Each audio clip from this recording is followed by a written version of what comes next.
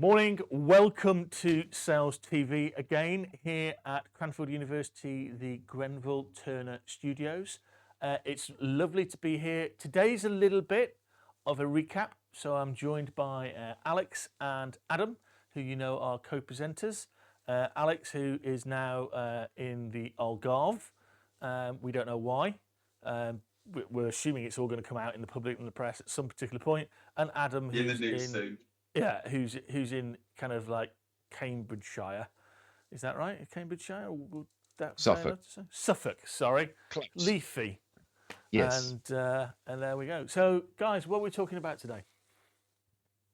Well, as you said, we're doing a recap, but I think one of the things I want to talk about today is a mini series that we spun off recently with Dr. Grant and sales transformation. I think sales transformation is a hugely misunderstood topic. For many sales leaders, it's really about coming up with a really good idea about a go-to-market strategy in this coming year and just kind of rolling it out, deploying it, and hoping everybody kind of follows. But for the most part, that just exacerbates the mental health endemic that we see in sales today. So I'll pause there. That's something I'd love to get into. And I think we should, because it is very important. The whole idea about today, everybody out there, is that actually you've probably missed a bunch of stuff, which is the spin-offs that we've been doing, the different channels. So we're going to take you through a couple of visuals in a minute and show you what's going on, and then actually we'll put out onto the web page how you can engage in all of these assets that aren't going out live but are exceptionally valuable. So Adam, you and I are riffing around digital. So what are you and I doing that is important for people to start to understand and engage in? Well, I think that the key thing for our conversations that we've been having is around people just rolling up their sleeves and having a go at digital. What I see and one of the frustrations I see in sales is that there's an awful lot of planning in the digital space about what we need to do. We're going to transform this, we're going to do this, we're going to add this, and actually very little of people doing it. And I think that what's really interesting is that every human being has the skills they need to be successful in the digital space. Everybody understands quite naturally how to engage with others and how to build rapport and have conversations. And yet it seems that when we move from that more traditional face-to-face environment into a digital environment, people forget all of that stuff that they know to be true, and they write vacuous and spammy scripts which they insist on delivering, even though they see from their own results that they're simply not working. Are we debating? We love a good debate. Because I don't think everybody does know how to have a meaningful conversation. Right, so I would strongly disagree with that, and the reason I would is that yeah, absolutely. Everybody has relationships. Their life partner, their friends, their family, and they are aware of the etiquette that we all have baked into us in those behaviors.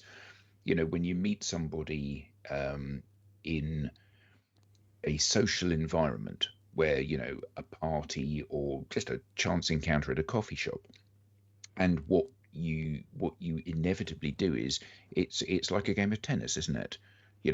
I ask you something about yourself, you ask me something about myself. It goes backwards and forwards and we get to know one another. And it's that kind of dance that we go through that uncovers those things, those similarities that we have. Oh, you like whatever, squid. I like squid.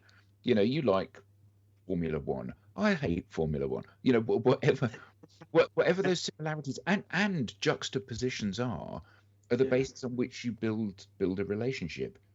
And yet we go into the digital space, and whether or not we're talking about an approach via a LinkedIn in-mail or an email, what I do is I say, Okay, I'd like to tell you a little bit about myself. I've got the best possible solution to these problems that I assume you have, even though I've not asked you any questions about them. And this is what you need to do. Yeah. And there's no context for me to believe a word that you're saying, or to even listen to what you say until those building blocks have been put in place. The kind of, hello, mate, that's a fantastic beard you've got there. Tell me about what beard oil you use. And although it in itself is not related to the sale directly, in as much as it's not about your product or service or my product or service, it absolutely is related to the sale, because it's about building that, in quotes, friendship, that relationship that we need in order for there to be any kind of belief. Yeah. No, I agree with you. Salespeople, broad brush statement, but generally salespeople are being programmed to articulate a certain sales message, whether it's in email or on social media. But then that, they get to the point where, they've finally got a conversation with somebody, and they're still, they're still programmed to have that sales conversation, quote unquote, as opposed to relationship building conversation, because of the way it's teed up. And that's, I think, the dichotomy we're in right now between what organizations want from their salespeople and what salespeople really want from their. Yeah, but you see this in your work, that that success, particularly with a complex, high value, strategic kind of sale, is absolutely based on how good a relationship you have with somebody. And yes, obviously, I need to understand that you work for a CRM vendor if that's your role, because you're trying to sell me a CRM system. And if I don't make that connection, I'm going to buy potatoes from you, or whatever it may be, or try to buy potatoes from you. But I think the thing that salespeople and businesses, perhaps more importantly, always forget is that they're not the only vendor in whichever space it is. You're not the only potato salesman in the world. And as a consequence of that, I have a lot of choice as the buyer. I can go to 15 different places, and in most instances, it actually doesn't matter who I buy from. And the reason I'm going to buy from you is not because you have these little product differentiators, because frankly, I don't care. And I'm not going to be using the full capacity of the product or service you have anyway. The reason I'm going to buy from you is because I like you, because I trust you, because when you say, mate, in my opinion, what you should do is buy A, B, and C, I think, well, he kind of has my best interests at heart. Yeah. And I think that so often those things that salespeople, and this is not a criticism of salespeople, they've been doing this for hundreds of years. That's swept under the carpet, though, isn't it? And it's like you need to make sure that you've got your use cases in place, and your brand messaging in place, and your USPs in place, and does this person fit your ICP? Yes, but they are important. I think that's really fascinating in terms of, though, and that leads us on to why are we doing Sales TV? Why did we start it almost a year ago now? Why did we come up with this idea? And it was about being able to discuss these things and find that super safe space that actually would grow with other people coming involved, facilitated by the great guys here at Cranfield, because this is a brilliant place to host it. But actually that safe space where we're not going to try and sell you something, because let's be honest, there is a plethora of stuff out there which is the freemium bit for, come and buy my methodology, come and buy my book, come and buy my case study. Have I actually sold you the top 5 tips for smashing your number, crushing your number, and every other analogy about success of a salesperson at the defeat of or the loss of the customer, which actually doesn't help. And that's why we set it up, isn't it? Well, I think for me, I think being a sales leader can be a very lonely job, and you don't always have the education and the information available to you to make truly informed, data-driven decisions. And so for me, I think Sales TV is a great opportunity for us to bring experts on, unlike ourselves, experts on to actually Yeah. talk about what's worked for them in their roles and help our audience take little bits of insight from each conversation, from each guest, and hopefully perform better in their day jobs. Yeah, absolutely, absolutely. It's we've got a great comment here. I get sent loads of statements from salespeople about what they can do for me without knowing exactly what we do, and it usually ends with, "Is this subject that interests you?" 100% of the time, I reply no, and that's come in from Mark, and that's a great comment. I do think. And part of what we're trying to do here is also call out what I think is getting to be the existentially broken part of sales, and it's quite interesting because I don't know whether you guys have got it, but I've had 3 or 4 SaaS HR vendors reach out to me and go, "It must be really tough managing a company like SalesTV. We've got the ideal solution for you." So. Really? Yeah. So your homework then is the fact that we don't have actually any employees whatsoever. So the reality about it is that it's just a spam, and actually the technology has actually created an impersonality and spamming, which I think has actually diminished how sales are seen still more. Which again is one of the things we're trying to rectify with Sales TV. Yeah. But I think that though that we're seeing a lot of stuff. I mean that's just lazy. People haven't been bothered to glance in our direction before sending the email because they've been told we're their ICP or whatever. But we see that. I mean, I get just bouncing this back to the top of your inbox, or Yeah. just circling back round, following my, those 2 scripts, which I assume are standard scripts that you're supposed to modify in Outreach or one of these sales scheduling tools. And I think the problem is that salespeople, if you put them in a room with somebody, where there's a buffet and a large screen TV playing a sporting event, they're absolutely brilliant at making friends and forging relationships and building that platform. But what they haven't got is any clear guidance about how they use these tools. And I think that there's a degree of pressure being placed on them by their organizations, which makes them nervous about doing stuff. Yeah. People are vilified for making mistakes. If I put the wrong message in here, I'll be told off, rather than actually, if you put the wrong message in there and it doesn't work, it doesn't matter. You try a different message next time. Yeah. But I think that the challenge that we have is that these very tools that are supposed to make salespeople's lives easier, so here's a sample message you can send out to people, actually make their lives more difficult because they instantly alienate people. When I see something that says bouncing this back to the top of your inbox, I immediately set up a rule that says anything from this vendor or this domain gets sent to trash, because frankly, I know exactly what I'm going to get. Yeah. Trash. Right. Is it a good idea that we actually share with everybody the slides that we've got and just take them through a few things? So if we can show the slides, guys, that'd be great. So Sales TV, we've talked about fundamentally what we're trying to achieve in terms of being that super safe space where people can share views, hear about the latest trends, hear from practitioners, work in collaboration going forward with Cranfield and Cams TV and the ISP. We want this to be the global area where we learn from each other and develop best practices and challenge some of the challenges, challenge some of the issues that we think are coming down the line. And it's articulated here that a safe space to expose sales issues of today, tomorrow, and forever, with a wide range of experts. A little bit worrying. Somebody said, we're all experts. X is a has-been and Spurt is a drip under pressure. So we don't want those kind of people. We do want people who know what they're on about.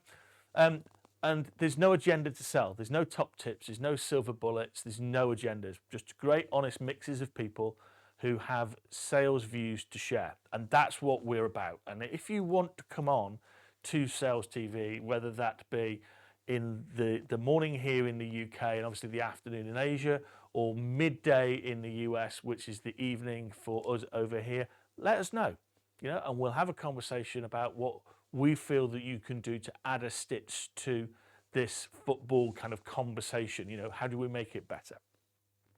So who've we got? We are no surprise kind of what template, what this looks like. But these are the people that we've got running our channels and running it so far as our hosts. So we have Helga, who is absolutely a force to be reckoned with, absolutely brilliant. You'll hear from her next week as she hosts. You've got Adam. I did ask the guys in the studio whether I was allowed to crack a joke about two spherical objects, but apparently I'm not because they can't beep it out, so we won't. You've got me there looking slightly suspicious to one side, and you've got obviously Alex, who's actually moved. He likes Helga so much he's actually moved to her country to stalk her more closely. And Rob, who kind of hosts us from the US. And what's happening now is as we expand out and more people come on to host, we're now starting to go into kind of several different channels. And so the first one is Dr. Dale Childs, lovely guy. He is sales and marketing, particularly in sports. He's based down at Bournemouth University. I met him a year ago. He and I are starting to record just a 10-minute podcast each week that starts to look at what sports can teach sales. We could go off down the Mbappe route of what happened last night. Great asset, great talent who kind of lost it, which I guess we'll come back to and talk about. How do sales cultures manage superstars, which can be sometimes very, very disruptive. So lots of different things that we'll be talking about from a sporting context. And it won't just be football, and we'll be bringing in some people from the US sports background as well, so that we get a great kind of sense clearly of what we can learn. I think salespeople have learned for a long, long time. If I want to do coaching, I'm going to go and read the All Blacks book or Sir Alex Ferguson's. It's a bit more complex than that, and we'll uncover that in a light-hearted way with Dr. Dale. Then Dr. Grant, as Alex was talking about, we are just about to film the 5th episode where we'll be talking around AI, and we're going to switch back to Alex in a minute to talk about which episodes. But Dr. Grant did his MSc in sales with Consalia and Middlesex University, and actually uncovered the world's first model about personal change. Now, I'm a massive fan of Dr. Grant. And the reason why is I've stood in front of thousands of people as an executive talking about we're going to go over there and do some stuff, we're going to change. And the reality about it is that 50% of them didn't want to. So if only that I had T-shirts on going no and the other half had had T-shirts going on yes, that'd have been a lot easier on my life. But Dr. Grant's uncovered that actually personal change is scary. And actually, how does personal change facilitate transformational change in sales? So we'll get an update from that in a minute from Alex, who's co-hosting with him. There we have good old Adam. And Adam and I have started to record some assets around digital and how actually you can run, firstly, digital engagement and programs within your company. The challenges about being digital versus being human, and actually where you are on the line. And we've written a paper about that, which will be coming out with the ISP and SalesTV and going onto each website. You talked about it a little bit more before the head of the show. And then lastly, but certainly not leastly, currently, we have Dr. or Professor Javier Marcus from Cranfield University here, who's going to be starting to interview academics from around the world to rationalize the research that's already been undertaken so that people get some real practical things that they can do now, but are actually backed by research and science and data. The challenge around anything in an academic setting, particularly in paper writing, is it normally takes so long that the sales leaders and the people who might be interested in it have actually gone by the time it gets delivered. So what we actually want to do is here at Cranfield go out to a wide range of academics from around the world and bring them in and do 25 minutes around what they've learned from their research and the actual practical, tangible things that practitioners can do. So those are some of the channels that we've got going on right now. So, Alex, if I can hand back to you, talk us through some of the episodes that you've been looking at around transformation with Dr. Grant. Yeah, we've tried to take a really practical approach to this. So, if you think about sales transformation, what I was saying earlier about this kind of notion that it's misunderstood, if we look at the cost of quiet quitting to industry, it's $9 trillion, or it was $9 trillion in 2023. So this is, this term quiet quitting is when people are just not on board. They're not doing the tasks that they've been asked to do. And, I'm sure we can all think about the time, to your point, Andy, where, our sales leader has said, right, guys, this is the vision, this is the direction we're going onwards. And everyone's nodding their head. Yes, we're on board, but actually, no, we're not on board. And that's a significant problem that is costing organizations a lot of money. So we looked at a mini series, 6 episodes, and as I say, we kind of took this very practical view. So we started off with what is and isn't sales transformation. So that was really Dr. Grant and I kicking the conversation off, framing the mini series, I think back on the 9th of April, on Sales TV, on one of these episodes. We then looked at where you're starting from, and so it's really important to understand, put a stake in the sand. Where are we actually starting from? And we had special guest Axel Ferry-Rolls, head of innovation and transformation at SAP, and that was a very insightful discussion. Episode 3 was what is leadership? And so I think, over the last few years, we've sort of met this inflection point of, transactional leader versus transformational leader. And certainly I know for myself, for many years, I aspired to be a transformational leader, something that was, far more difficult than being directive and telling people what to do, which I think a lot of sales leaders still do. They're hanging on to the things of the past, things that worked before, and just telling their team to do it. So we really, we looked at, what attributes make up a transformational leader, and we had Axel back on, and we also had John Nicholson, Managing Director of Royal Mail and Parcelforce. If you haven't seen that episode, I recommend having a look. John and Axel were great. Episode 4, we've just had episode 4 last week. This was about how do you create a culture for transformational change that sticks. And we had special guest Rainer Stern, who is one of the co-authors, along with Dr. Grant and 10 others, for the book Transformational Sales Leadership. And Rainer is the Global Vice President of Sales Acceleration and Leadership at SAP. Mm-hmm. And just listening to him talk about the awards that they've won for successful transformations for very large teams. He's actually been in the Harvard Business Review. The Harvard Business Review did a case study on it. Okay. What, of some of his work? Of the transformational program that SAP ran, yeah. Okay, nice. Perhaps we should share that in the comments with our listeners. And then we've got episode 5 coming up. We're still to confirm the date. It looks like it's going to be the first week of July. And we've got this guy that I'm hoping will appear as a special guest. I don't know if you know him, Andy.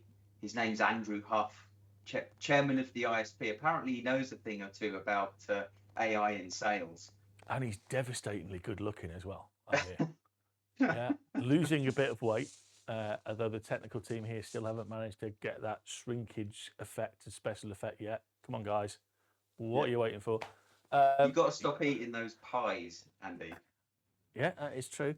Biscuits, actually. I'd say, I don't know whether you saw, you've got actually the option to get Richard Brooks and also Javier Marcos, who've been doing a lot of work here in the Cranfield AI series. So they're available to actually come on as well. That would be to fantastic. really look into what that will be. So I'd love to be on. I've got an article again that Sales TV and the ISP are going to release around that, where I share my views around effectively what we're doing in terms of our understanding of what AI is going to do in terms of have an impact on types of salespeople. So look out for that for me. But yeah, back to you, Alex. Yeah, you've got those options, so that'll be great, Dr. Grant and Dr. Javier, or Professor Javier, on there to kind of uncover that, bringing what they've been talking about at Cranfield here. Yeah, that'd be great. And then we're going to finish off the mini series with episode 6. How do you know when you've transformed your sales team? And so we've got special guest Sakis Tassoudis, who's the author of Humanity, Leadership, and which is a monthly publication. Also a managing director with one of the divisions within SAP. And so, how do you know when you've transformed, I think, is a really important topic, because I think for many it seems like this never-ending story of transformation, with one transformation bleeding into another. And so that we'll draw a line under the mini series, but we don't want to stop it there because it's such an important topic. So we're looking for guests, we're looking for co-hosts to help us continue the series, the thread, the track on sales transformation. And Adam, we've put 2 of the digital episodes, which are a bit smaller, in the can. We'll be recording next week the next 4. So if you're out there, everybody go to our webpage, go onto the LinkedIn page, and start to have a look at these assets. It isn't just about the live show; it's about so much more. And to echo what Adam and Alex have just been saying is, if you think you want to host a channel, if you want to be involved in Sales TV, wherever you are in the world, and you think you've got some genuine things to contribute, get in touch with us and let us know. We are constantly looking to increase our diversity, increase our age preference, work with partners. I think it's a great thing that actually Alex, your son Jordan's doing with the Emerging Professionals Network podcast, and all of the things that are going on there, which is about actually addressing the support that young salespeople really, really need these days. I'm very passionate about, I think people join the sales force, join organizations, and actually end up leaving their manager and going, I don't like sales at all. And I think we have to fix that. I think actually, bizarrely, those are the roles that are at risk from AI to a degree. But how do we actually take those people, using some of the mechanisms that are there for education around the world in degree level or post school, and help people get into an organization that cherishes them and will develop them as human beings for the rest of their sales career. Not just, and I think it's fair to say, guys, just treat them as a number and throw a load of tech at them and then shout at them when they haven't hit a bunch of metrics, because that's not the future of sales, is it? The future of sales it's about humanity, it's about trust, it's about, as you say, Adam, those conversations. And AI can do a hell of a lot, but it is not going to replace the very nature. And I go back, Adam, to something you said to me getting on 2-3 years ago.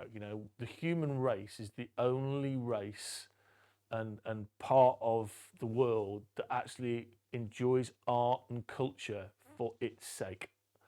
And we'll never escape from that, because that's, I think, is intrinsic to us. So been great to do the recap, been absolutely fantastic. Thanks, guys, for allowing this. We'll get it out on every channel. We have a packed agenda for the rest of June and July. We're going to take some time off in August up to the September, and then we'll reignite on the 10th of September. But again, if you've got something to share, you want to be part of this journey with us, you want to help actually be the positive change for good, get in touch with us. But until then, have a great day, have a great week. If you're in the UK, enjoy the heat wave. Summer's here. can't actually say how long it's going to. Well, Wimbledon's around the 5 corner, isn't it? days. So yeah, 5 days. Wimbledon starts next week, so we'll be over. Okay, so get out on your deck chairs, and thank you very much for everybody here at Cranfield and our co-hosts Adam and Alex. See you soon. Yeah. Thanks. Bye all.